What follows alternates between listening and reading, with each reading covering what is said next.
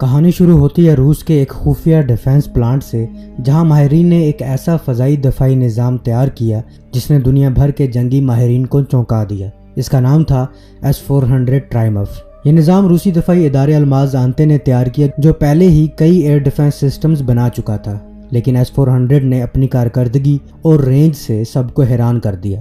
S-400 ایک ایسا mobile air defence system ہے جو بیک وقت کئی اہداف کو نشانہ بنانے کی صلاحیت رکھتا ہے۔ یہ سسٹم مختلف اقسام کے میزائل استعمال کرتا ہے، جن میں شارٹ رینج، میڈیم رینج اور لانگ رینج میزائل شامل ہوتے ہیں۔ اس کی خاص بات یہ ہے کہ یہ ایک ساتھ 36 اہداف کو ٹریک اور 72 میزائل داغنے کی صلاحیت رکھتا ہے۔ یہ سسٹم دشمن کے جنگی طیاروں، بیلسٹک میزائل، کروز میزائل اور یہاں تک کہ ڈرونز کو بھی مار گرانے کی طاقت رکھتا ہے۔ اس کا ریڈار 600 کلومیٹر تک کے علاقے کو کور کر سکتا ہے، جبکہ اس کے میزائل 400 کلومیٹر دور دشمن کے طیاروں کو نشانہ بنا سکتے ہیں۔ S-400 کی ریڈار ٹیکنالوجی اتنی جدید ہے کہ یہ اسٹیلتھ طیاروں جیسے کہ امریکہ کے F-35 کو بھی دیکھنے اور نشانہ بنانے کی صلاحیت رکھتی ہے۔ اس میں N6E91 نامی long range surveillance radar, N6E92 fire control radar اور ملٹی فنکشن کمانڈ پوسٹ شامل ہوتے ہیں۔ ایک سسٹم عام طور پر 8 لانچر وہیکلز پر مشتمل ہوتا ہے۔ ہر لانچر میں 4 میزائل موجود ہوتے ہیں۔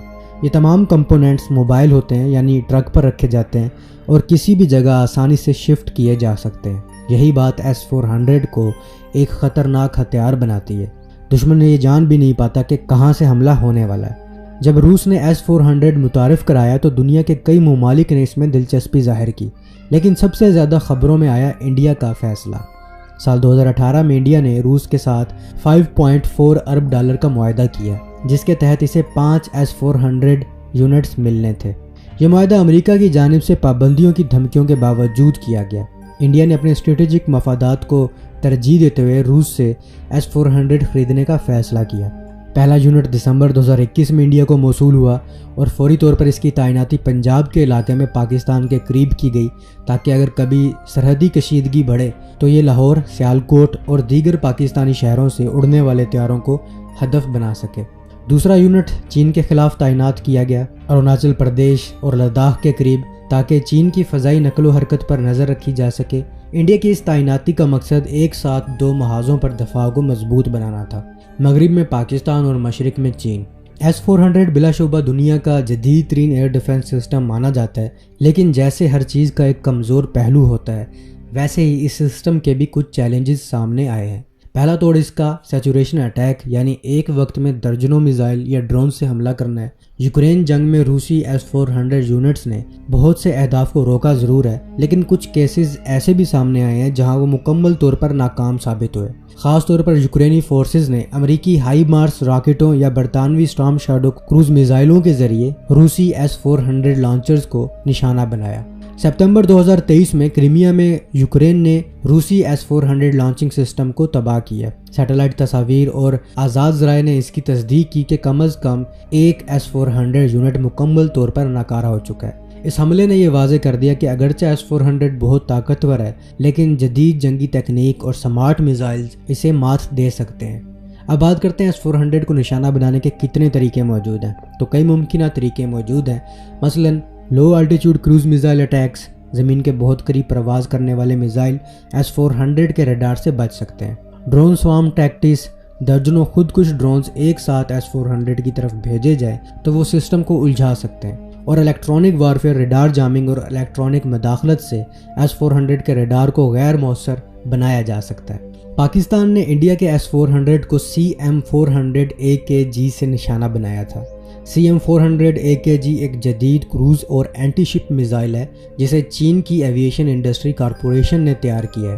یہ میزائل اصل میں ایئر ٹو سرفیس یعنی فضا سے زمین یا سمندری اہداف پر مار کرنے والا ہتھیار ہے، جس کا مقصد دشمن کے قیمتی بحری اثاثوں، ریڈارز اور اسٹریٹجک تنصیبات کو تباہ کرنا ہے۔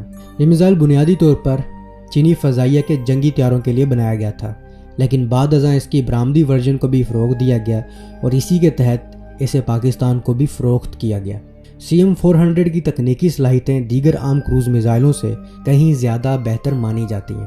اس کی مار کرنے کی حد 180 سے 250 کلومیٹر تک ہے، جبکہ اس کی رفتار ماک 4 سے زیادہ بتائی گئی ہے، جو اسے ایک high speed high altitude cruise missile بناتی ہے۔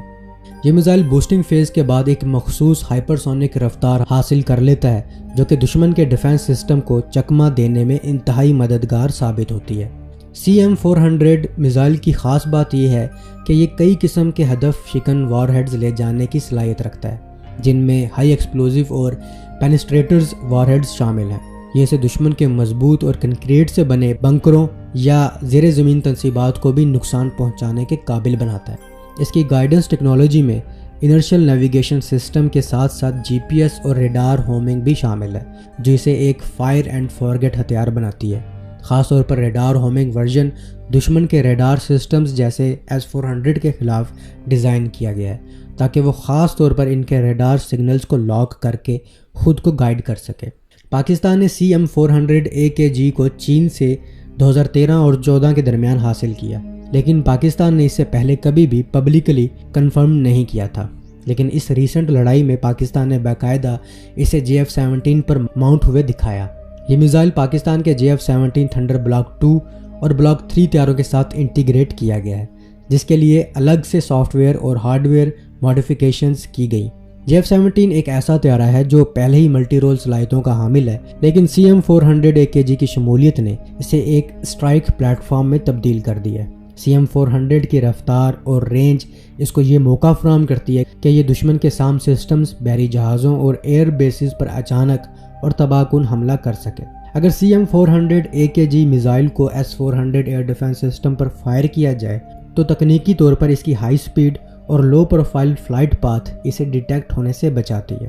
چونکہ S-400 بنیادی طور پر 400 کلومیٹر تک مار کرنے والے ٹارگٹس کو روکنے کے لیے ڈیزائن کیا گیا ہے، لیکن اگر CM-400 AKG ماک 4 کی رفتار سے کم اونچائی پر حملہ کرے اور ایک ساتھ متعدد میزائل داغے جائیں تو یہ S-400 کے ریڈار اور انٹرسیپٹر میزائلوں کے لیے چیلنج بن سکتا ہے۔ CM-400 AKG کا ریڈار ہومنگ وار ہیڈ S-400 کے N6E91 ریڈار یا N6E92 فائر کنٹرول ریڈار کی برقیاتی شعاؤں یعنی کہ امیشنز کو ڈیٹیکٹ کر کے خود بخود اپنی سمت درست کرتا ہے۔ چونکہ یہ میزائل ایکٹیو ہومنگ کی صلاحیت رکھتا ہے، اس لیے یہ آخری مرحلے میں ریڈار کے سگنلز کو لاک کر کے بالکل اس پر پرفیکٹ نشانہ بناتا ہے۔ جب یہ میزائل S-400 کے ریڈار پر لاک کرتا ہے تو اس کی توانائی اور رفتار کی وجہ سے اس کی انٹرسیپشن بہت زیادہ مشکل ہو جاتی ہے۔ اس میزائل کی ایک اور خاص بات یہ ہے کہ یہ میزائل آخری وقتوں میں بھی مینوورنگ کر سکتا ہے، مطلب آخری وقت میں جب یہ اپنے ٹارگٹس کو ہٹ کرنے والا ہو تب بھی اگر دشمن کا S-400 اس پر اٹیک کرے تو یہ مینوور کر کے اس انٹرسیپٹر میزائل سے بھی بچ سکتا ہے۔ پاکستان نے جب JF-17 تھنڈر پروگرام میں نمایاں پیش رفت کی تو اسے ایسے میزائل کی ضرورت تھی جو طیارے کے محدود صلاحیتوں کے باوجود اسٹریٹجک پنچ مہیا کر سکے۔ CM-400 AKG پاکستان کے لیے اس خلا کو پر کرنے کا بہترین ذریعہ ثابت ہوا۔ اس کی لاگت، دیکھ بھال اور تربیت چین کے تعاون سے ممکن بنائی گئی۔ چین نے نہ صرف میزائل فراہم کیے بلکہ پاکستان کے انجینئرز اور ٹیکنیشینز کو اس کی پروگرامنگ، ٹیسٹنگ اور انٹیگریشن کی مکمل تربیت دی۔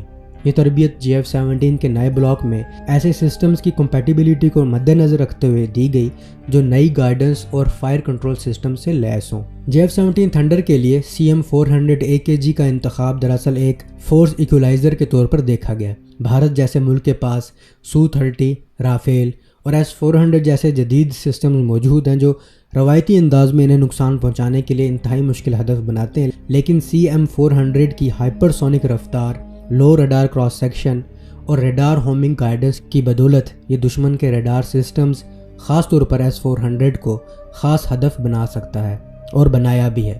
S-400 ایک انتہائی جدید اور لیئرڈ ایئر ڈیفنس سسٹم ہے جو مختلف فاصلے کے میزائل استعمال کرتا ہے، جیسا کہ N640 400 کلومیٹر تک، N648 250 کلومیٹر تک، M969 سیریز 40 سے 120 کلومیٹر تک۔ لیکن یہ سب میزائل ایک بات پر منحصر ہیں کہ دشمن کو جلدی ڈیٹیکٹ اور ٹریک کر لینا۔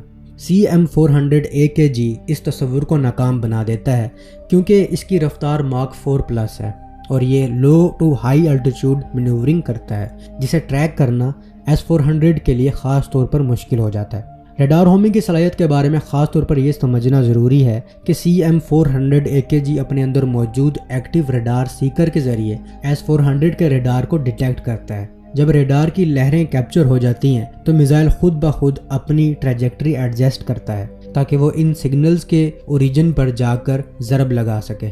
اس کا مطلب یہ ہے کہ اگر S-400 کا ریڈار آن ہے تو وہ خود ہی ایک ہدف بن جاتا ہے۔ CM-400 AKG دشمن کے ریڈار کو نہ صرف ٹارگٹ کرتا ہے بلکہ وہ اس کو ڈسٹرائے کرنے کے بعد پورے S-400 سسٹم کو بلائنڈ کر دیتا ہے۔ جب ریڈار نکارا ہو جائے تو انٹرسیپٹر میزائلز بھی اپنا ہدف کھو بیٹھتے ہیں اور باقی سسٹم صرف ایک غیر فعال سٹرکچر رہ جاتا ہے۔ اور پاکستان نے انڈیا کے S-400 کے ساتھ یہی کیا ہے۔ مودی اگلے دن جا کے بیک گراؤنڈ پر لانچر کھڑا کر کے دکھا رہا تھا کہ ہمارے S-400 محفوظ ہیں۔ تو اس طرح یہ بچوں کو اور اس حوالے سے کم علم رکھنے والوں کو بیوقوف بنا سکتے ہیں۔ پاکستان نے شروع سے یہ دعویٰ کیا تھا کہ اس نے CM-400 سے انڈیا کا S-400 تباہ کیا ہے، اور CM-400 ریڈار ہومنگ ہے، ریڈار پر ہی جا کر لگے گا نہ کہ لانچر پر، اور ریڈار کو تباہ کرنے کا مطلب یہی ہے کہ آپ کا لانچر بھی کسی کام کا نہیں رہا بلکہ پورا سسٹم ہی کسی کام کا نہیں رہا۔ تو اگر آپ کا S-400 فلی آپریشنل تھا تو ہمارے میزائلز اور ڈرونز آپ کی ٹیریٹری میں کیوں دندناتے پھر رہے تھے؟ اور اگر آپ کا S-400 سسٹم